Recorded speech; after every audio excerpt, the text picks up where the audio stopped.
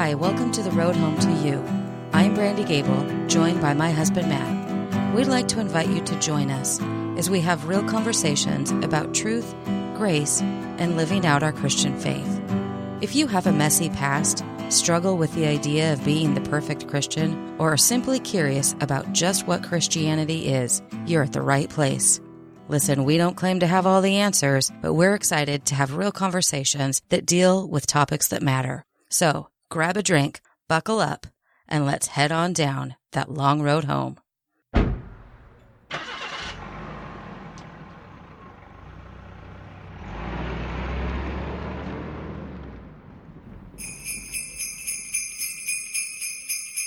Ho, ho, ho, ho, ho, ho.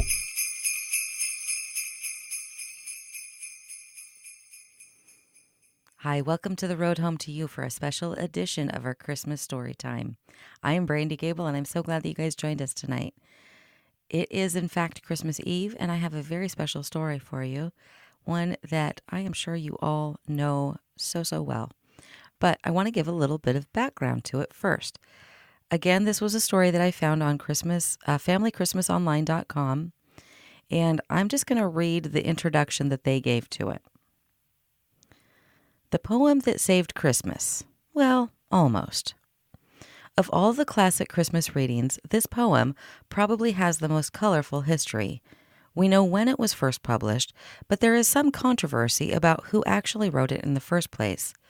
That said, the poem reshaped our nation's view of St. Nicholas and even helped the celebration of Christmas at a time when the holiday had been drifting into neglect and even disrepute. By the time that the Troy Sentinel first published this poem anonymously in 1823, Christmas celebrations were in some decline. In some circles, year-end parties had become so raucous that Christmas was no longer really a family holiday. In other more religious circles, some wanted to wipe out not only the raucous year-end celebrations, but also Christmas itself, which was guilty by association. Even poor St. Nicholas was not the cheerful, red-robed, chubby soul that we imagine today. Rather, he often dressed in brown or green, was relatively slender, and was as likely to dole out punishment as gifts. The poem's clever verse and fresh view of St. Nick were well received. A Visit from St. Nicholas was republished anonymously several more times before 1937, when it was first published under the name of Clement Clarke Moore, a well-known clergyman. In the meantime, another prominent family, the Livingstones, had always understood that their father and grandfather, Major Henry Livingstone, had written the poem. After learning that Moore had claimed credit for the poem, several generations of Livingstone heirs tried to set the record straight. In recent years, they have drawn at least one well-known expert to their side.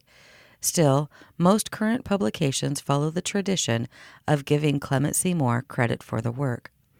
On the other hand, there is no controversy about the success of the poem. Many believe that the poem eventually changed the way Americans thought about St. Nicholas, and even about Christmas.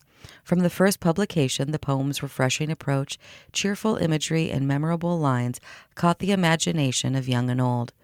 Within a generation, the American public image of St. Nick had begun to evolve towards something like the plump, reindeer-driving, red-gowned, universally cheerful icon we know as Santa Claus, and Christmas had begun to be something more like the family-oriented holiday we think of today. The poem is still fresh, except for references to shutters and other things we don't use so much anymore.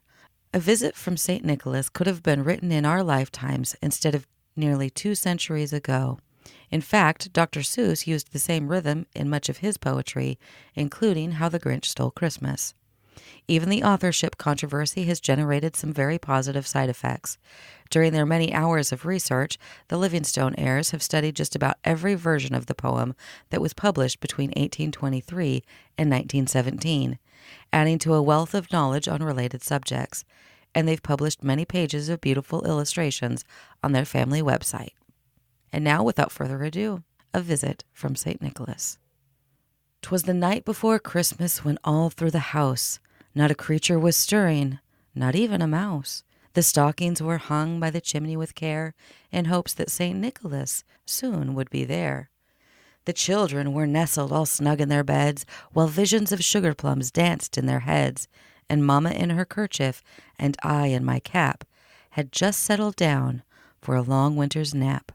When out on the lawn there arose such a clatter, I sprang from the bed to see what was the matter. Away to the window I flew like a flash, tore open the shutters and threw up the sash. The moon on the breast of the new-fallen snow gave the luster of midday to objects below, when what to my wondering eyes should appear but a miniature sleigh and 8 tiny reindeer, with a little old driver so lively and quick, I knew in a moment it must be Saint Nick. More rapid than eagles his coursers they came, and he whistled and shouted and called them by name. Now Dasher, now Dancer, now Prancer, now Vixen, on Comet, on Cupid, on Donder and Blitzen, to the top of the porch, to the top of the wall, now dash away, dash away, dash away all. As dry leaves that before the wild hurricane fly, when they meet with an obstacle mount to the sky, so up to the housetop the coursers they flew, with the sleigh full of toys, and St. Nicholas too. And then in a twinkling I heard on the roof the prancing and pawing of each little hoof. As I drew in my hand and was turning around, down the chimney St. Nicholas came with a bound. He was dressed all in fur from his head to his foot, and his clothes were all tarnished with ashes and soot. A bundle of toys he had flung on his back, and he looked like a peddler just opening his pack. His eyes, how they twinkled, his dimples, how merry, his cheeks were like roses, his nose like a cherry. His droll little mouth was drawn up like a bow, and the beard of his chin was as white as the snow.